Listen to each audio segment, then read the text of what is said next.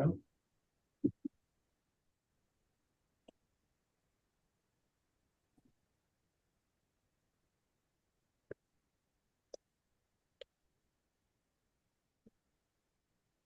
good morning and welcome to the Policy Committee on May 21. All members are here. I call to the meeting to order. I need approval of the agenda. Motion to move.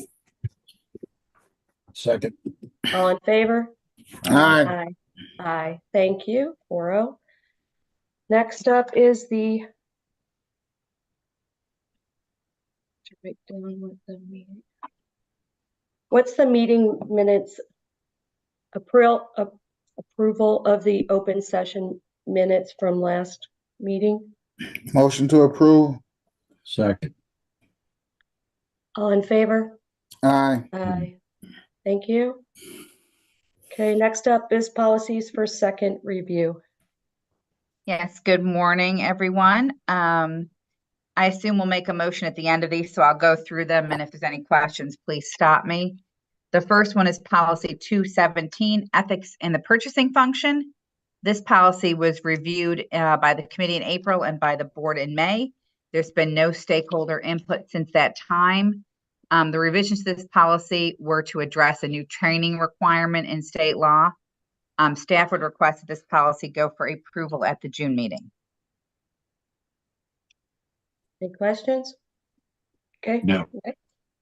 Okay, the next one for second review is policy 2-22, purchasing requirements for equipment, materials, and supplies. This also was reviewed by the committee in April and the board in May. There's been no stakeholder input since that time.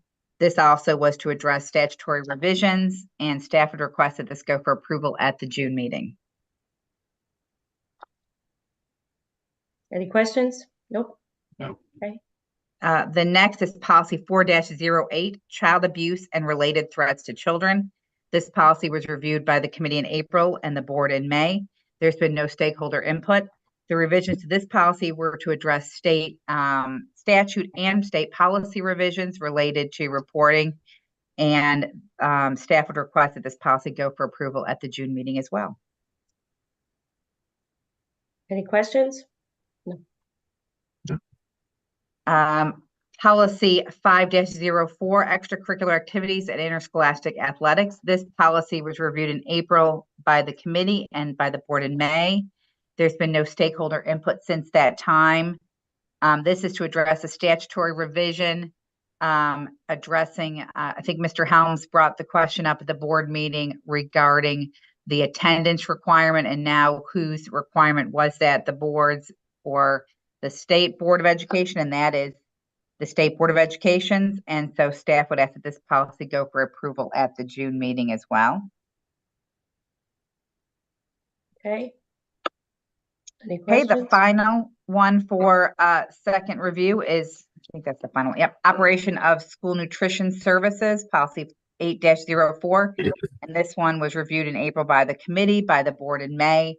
There's been no stakeholder input in that time, and staff would ask that this go for approval at the June meeting. Okay, any questions? Okay, so we need a motion to send the policies for a second review. I'll make a motion. Send all of them. Yeah. Go ahead, John.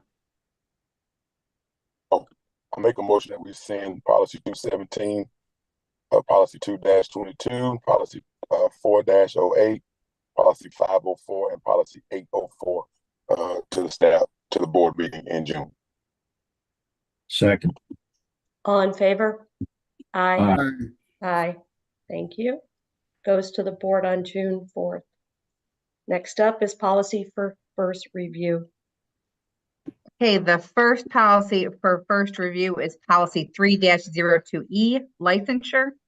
The revisions to this policy are at the top of page 3 and address a reporting requirement that was adopted in state law. Dr. Plew has reviewed this as well, and we're recommending that this policy revision go to the board for first review at the June meeting. Any questions? And this is state mandated change to the policy. is. For It is. okay. Ms. Morris, when it says any administrator, we're talking, does it have to be an administrator, not teacher, not just like? Yeah, administrator, assistant principal, principal, Okay. director. Athletic director of sorts, those type of things, right? No, athletic directors aren't considered administrators. It would be a director. In our, we have school performance directors, we have academics directors, we have those. So anybody else would have to report that to an administrator, and then that administrator takes charge. Correct. Okay. It seems obvious, but sometimes things ain't as obvious as they may appear. Absolutely. And this policy change requires the superintendent to inform the state board within 30 days of dismissal, demotion, or resignation. I assume, let's see, demotion, resignation. Is there any other kind of disciplinary action that could be taken that would not be required to be reported? We This is report everything just for it, the best practice, and I've talked to the state board council about this, is we report everything and they tell us if it needs a formal report. So we call up and work with them, just because it's more important to over-report than to risk sanctions against one of our employees for not reporting. Right. I agree. I'm glad that Gary brought that up, because the superintendent's name does not appear into the latter portion of this change.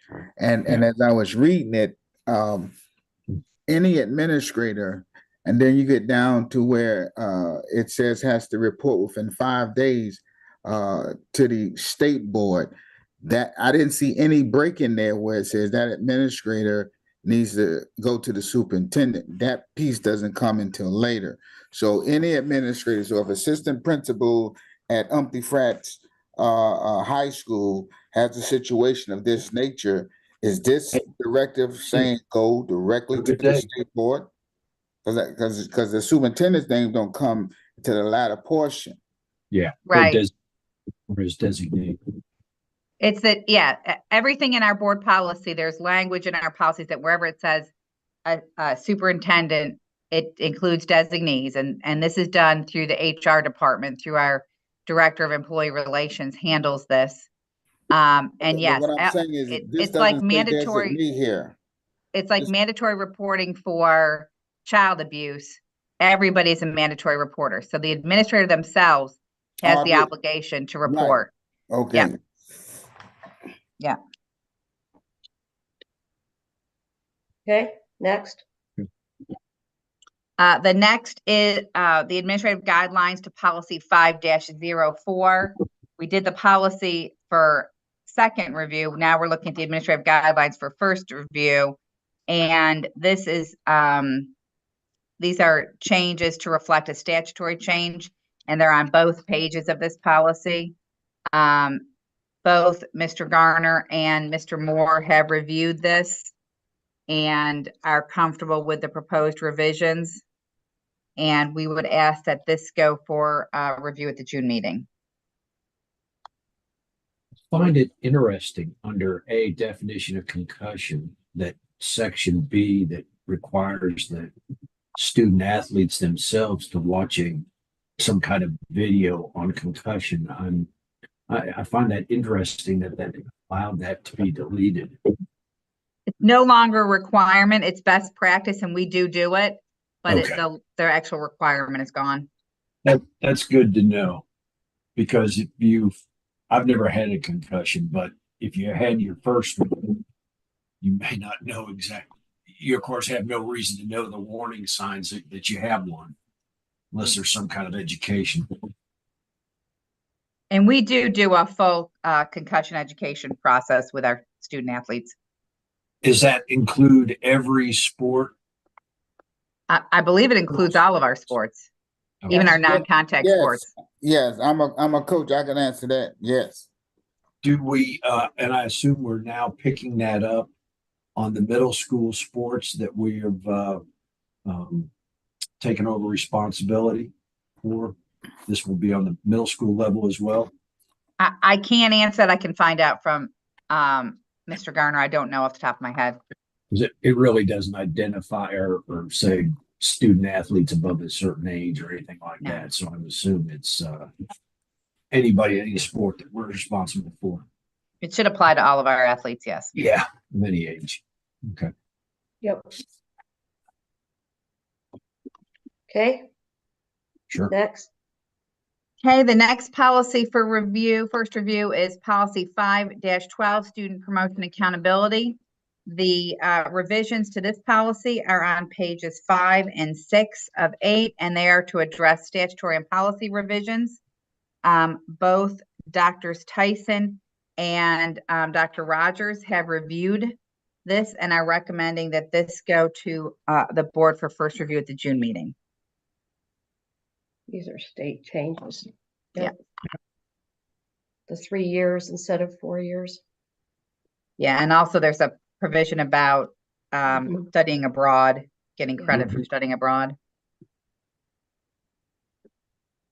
I wonder how Any many questions? students we actually have that some shape or form study abroad. It has not come as an issue to us in the I think past, so. so.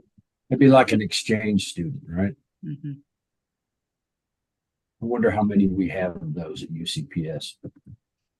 Dr. Yeah. Tyson said the request for credits never come to him, so I'm assuming not very many, if at any at Huh. all. Interesting. Any other questions? Okay, next. The next is policy 5-28, technology in the educational program. The revisions to this policy are on page 2, and they're to address the use of AI. Both Dr. Rogers and Mr. Parker have reviewed this and are recommending that this go for first review at the June meeting.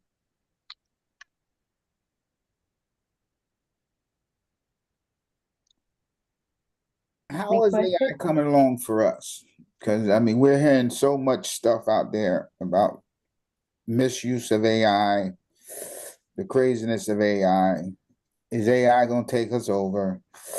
I'm ready because I saw that Will Smith movie, so I'm not worried. But the how is that literally coming? I don't know if Dr. Lynn has any more information than I do. I don't know that we're having huge issues at this point. I think we're in more being prepared for things moving forward. So Thank you. maybe Jay Parker can talk about it at the SPIT committee next time.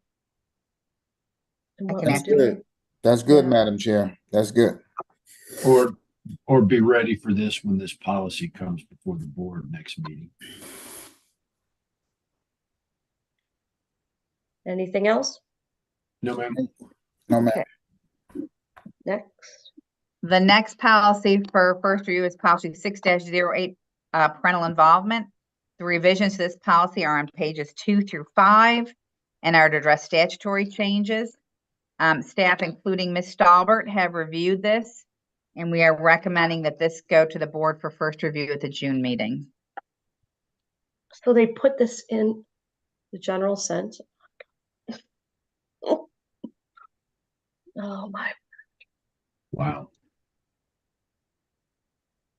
Yeah, a lot of this includes what's in the parent guide to student achievement.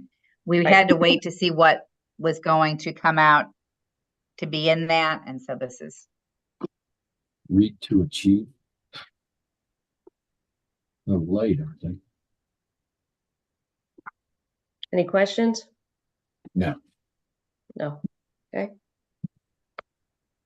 Okay, the last is a proposed new policy, emergency administration of naloxone. And this is, naloxone is the medical name for Narcan, which is the drug name that people are probably more familiar with. And Mhm. this is to address the process. We have been provided Narcan at the school level to our nurses. And so the nursing team has reviewed this and agreed that guidance would be helpful. So we're recommending that this go to the board for first review at the June meeting.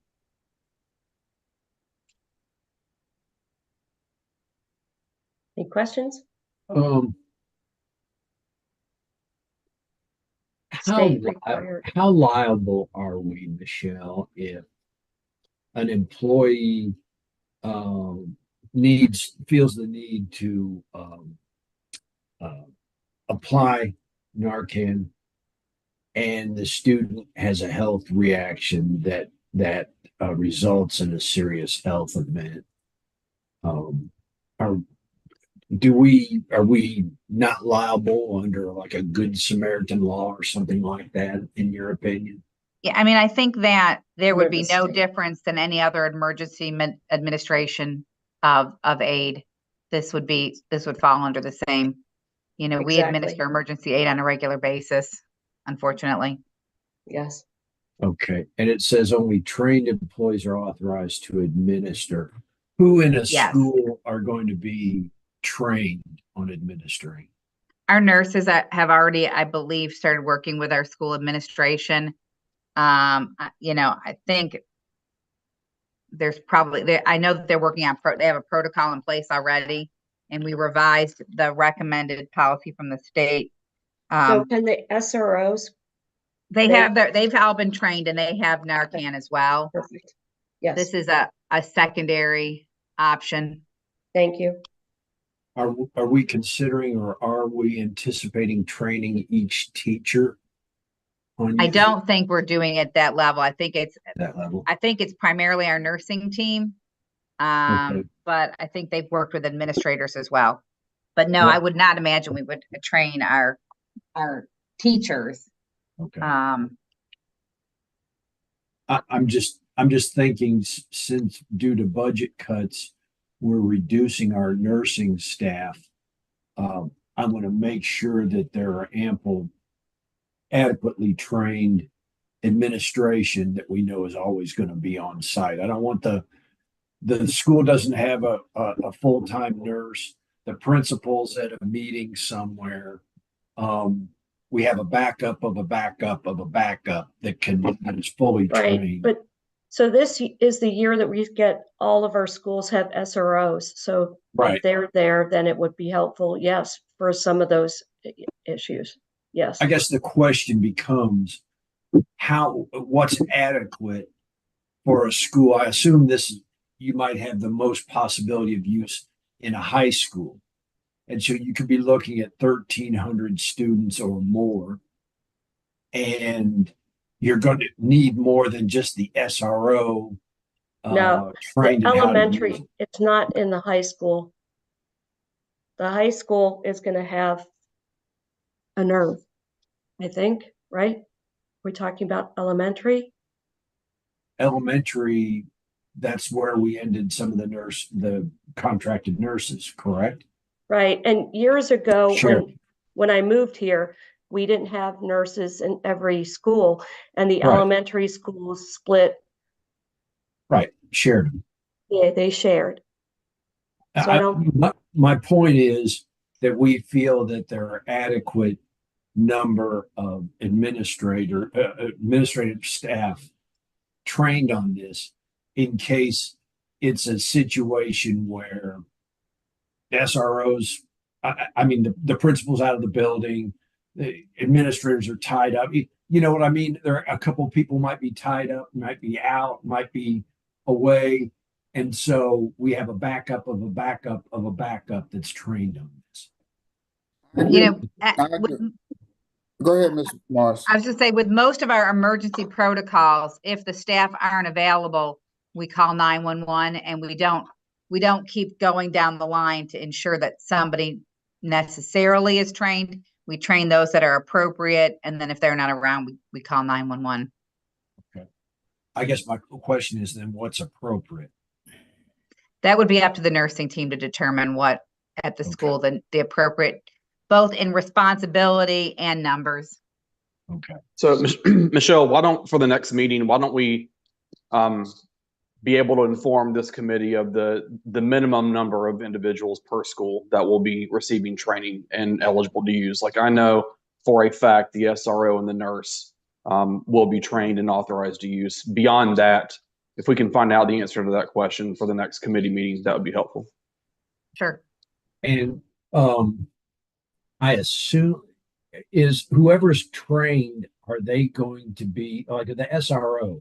Are they going to have it on them, or is there going to be a centralized controlled place in the office like that to distribute it if needed? You know, like here's the fire extinguisher. This is where the can is. Are they going to be, or is an SRO going to be equipped with one on this person? I assume the SRO is going to be equipped with it on its person, since they don't have a location like that other than their office. It would be, I'm not sure whether our nurses would be walking around carrying it or not. We can find out I that. think it would be in the nurse's office where I they would keep think so. medication all the time. Yeah, secured in a secured location. Yes. Mhm. I agree with what Gary is saying, because that's what I started thinking about, the proportionality. So Yeah. I agree with what I grasp what he's saying completely. So thank you, Dr. Houlihan, for making sure that we have a good insight on that. Yeah, because the policy says it is a secure but unlocked and easily accessible location. I don't think this stuff has to be refrigerated or anything like that, but you don't want it sitting out in the open. I realize.